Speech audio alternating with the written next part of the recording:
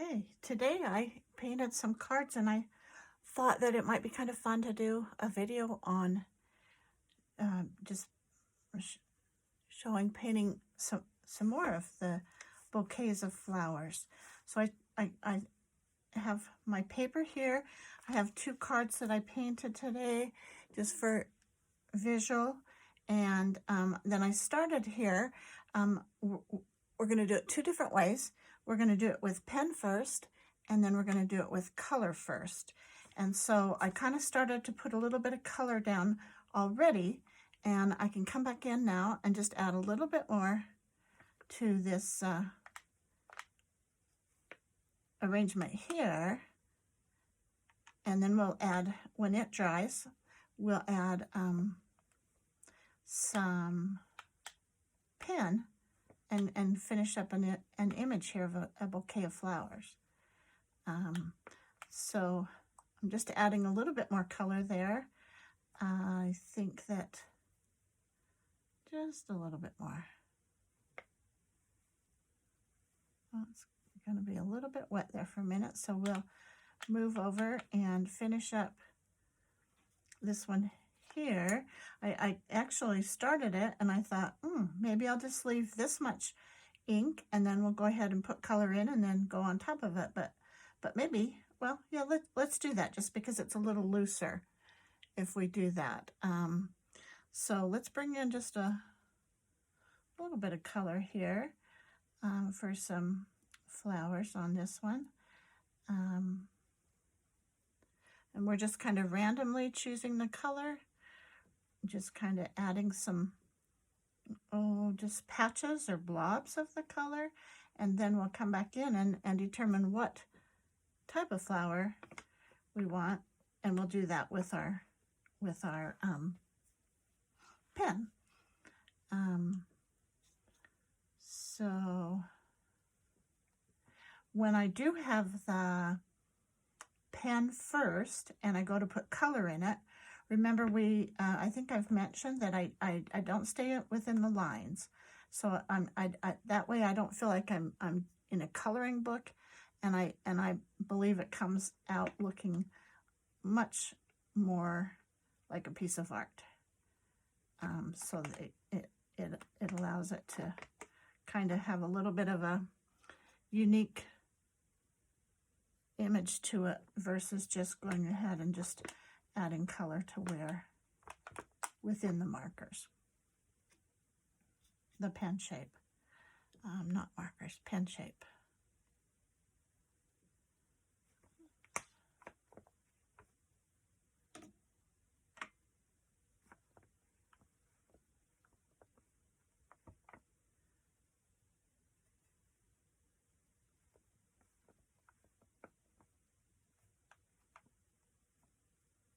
So I'm just trying to bring in a variance of greens so that there's interest and balance with the varied colors.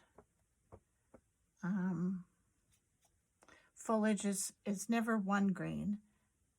We've got blue foliage and greenish foliage, yellowish foliage, even towards the reds on foliage sometimes. So we're just bringing in, like I said, a varied amount of color. Excuse me.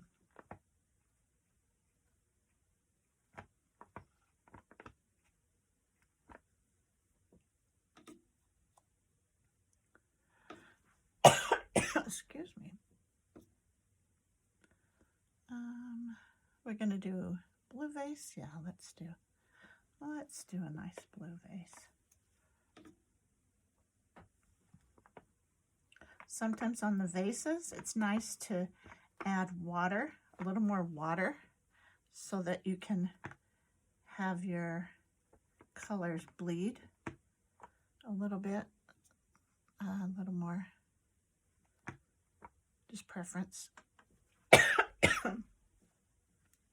man, I wish I had some gum here. I could stop that right off.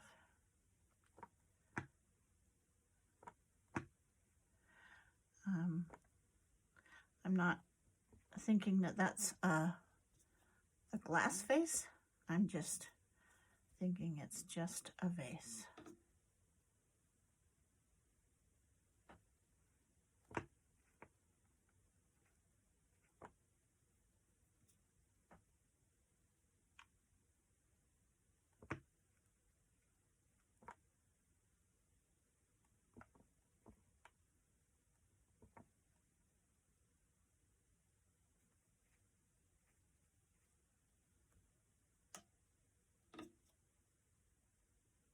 So I'm kind of looking at the distribution of the color, and I kind of want to try to balance my colors out, or the interest of the type of flower.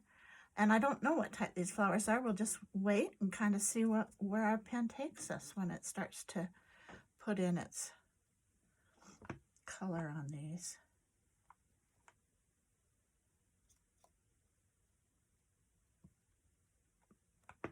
I really quite like painting these because it's kind of just, maybe I would say a little exercise in composition, I think, as you're creating it. Okay, I'm going to let that dry just a little bit here because, ooh, you know what? I have my glue gun, my heat gun, and let's see if we can't get this to go faster. Let's see what we can do.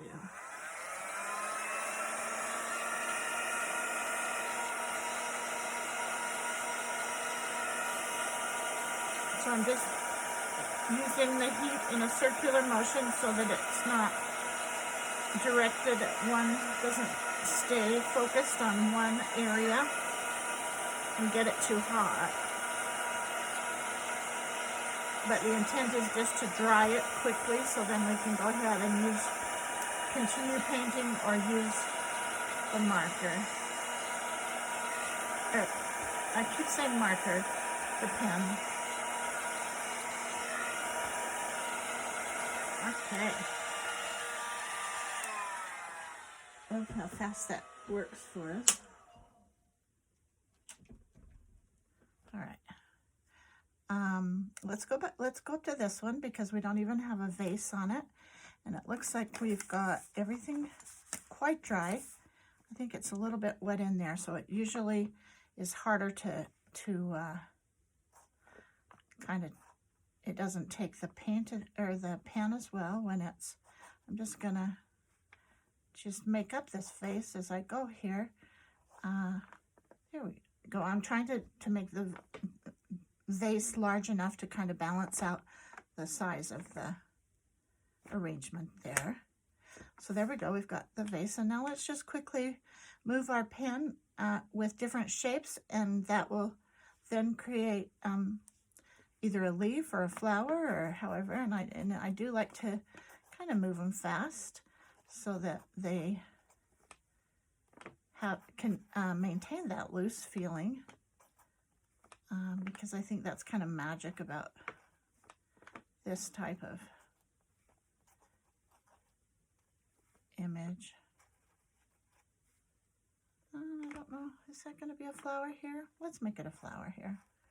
Can't tell if it was a flower or some greenery. So now let's come back in and see what we can do to give our greenery a little interest.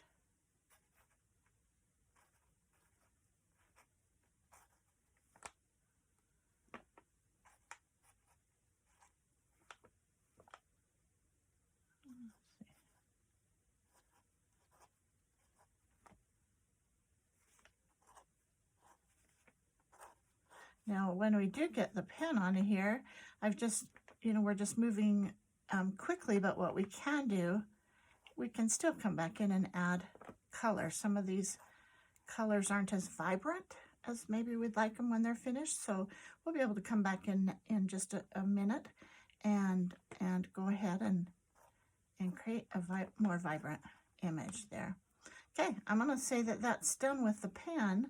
And so I'm going to go ahead and sign it because remember, I really like us to sign our work. So we'll go ahead and sign it. Let's move down to this one and do the same thing now, because we are kind of just here now with dry color. How do we want to, well, let's go ahead and just even create a little daisy type or multi-petaled flower with a center on these. The orange paint was not quite dry, and sometimes that, well, what it does is it makes it, you're trying to move your pen quick, and it kind of halts your ability to keep your pen moving when it's still a little bit tacky. Now sometimes on these, as you can see, maybe on these that I did today, I like to just leave some empty spaces, and lots of times I'll come back in and put those in so that it's just a preference. But I kind of have fun when I do that, so I quite like to do that. So then these yellow flowers, let's go ahead and make them a little more of a, not the narrow petals anyway on it. And maybe we'll kind of create this one to have a little tighter rose type flower. I'm going to do that same to these right here, but I don't want it to be as tight as that was, so I'm going to loosen that up just a little bit. Okay, so actually I'm seeing that I kind of am wanting to have this vase just have a little more length to it. So there we go. We just created a little longer. And again, I'm seeing the same thing where the colors aren't as vibrant as I would like. So here we go. We're going to come back in and just touch those up so that we have a little more vibrancy. One way that I bring vibrancy to my greens is I come in with a lighter green, and that kind of highlights the green that's there, and then adds a nice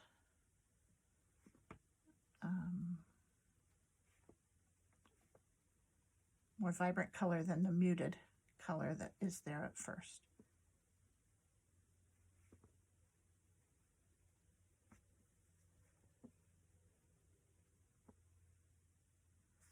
I'm seeing I might want something here too. There we go. I don't really want to make that one too much taller because I just balanced out the vase there, but that's looking good. The pinks are not very bright, so I'm going to come back in and see if we can't. There we go. Look at that. Now, I believe it'll stay that vibrant, but we may come back in with another go with the pinks after these dry, because if they dry dull. Now I'm seeing that I kind of, the orange is not as translucent as I wanted. It looks like I got a lot of paint on there. So what I'm doing here is I'm adding a little water, and I'm just gonna use it to take off a little bit of that paint so that I can have perhaps add another color to those flowers so that you can see I've gotten a little bit of paint on my towel here. And so now they should lighten up, and then when they're a little drier, I can add another color to kind of give it a little more vibrant depth to those flowers. So right now I'm gonna just create a little bit of a, well, not wrong blue. I think I want a darker one. When you've got a bouquet like this, there's always some darker leaves in the background that sometimes this helps to just give the arrangement a little definition. I'm going to bring this same blue up here because I'm seeing that that is the case here too, that we want to just bring in a little bit of definition with the color.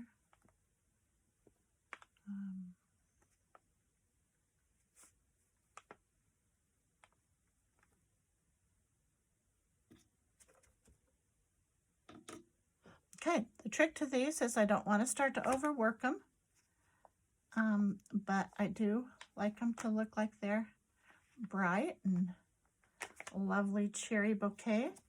So I'm going to come back here on these little oranges and see what we can do to lighten them up just a tad. Let's give them, usually remember we bring our dark colors on first. No, our light colors on first, the dark colors on after in watercolor, but at times like this, there's still some space in where these flowers are, and I can bring in some yellow to create some interest there. I think when we get the centers in those flowers, they'll pop out just a little bit more, and the centers will go in when they're dry. I'm going to come back to these little, I was thinking they were maybe berries, but yeah, I think they are berries. Oops, we're not getting what I want there. Here we go. Well, I set my timer, and now my phone went to sleep, so I can't see the screen.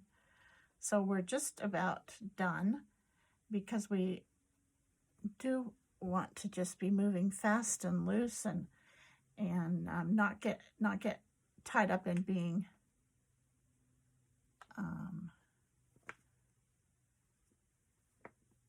creating too much tightness in the look. So what are we going to do with our vase here?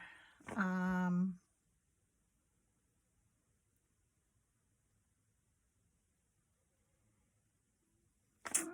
it might be nice to just bring in, let's just do the same. Let's just do some blue. Give it a little bit.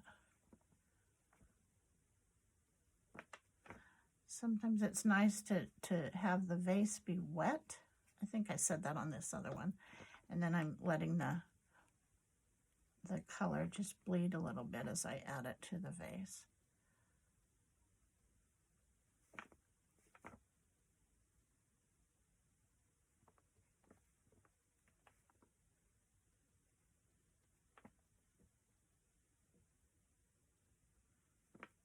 Okay, we are just about there. We're going to come down here and give a little bit of color to the base there. I want to put in the centers to those orange to help them pop out just a little bit. So I'm going to give them really dark centers. They're not quite dry, but I'm still going to come in and do it. I think we'll be okay. Here.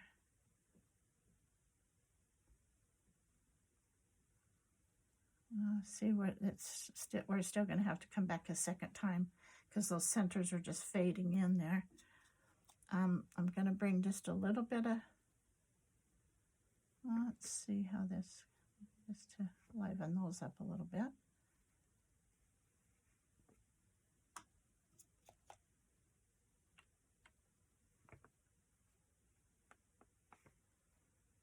Okay, we're going to stop because we don't want to overwork. Okay, that's kind of fun. Hopefully you can get your paper and pens and create some bouquet of flowers. Have fun painting. Love you guys. Bye-bye.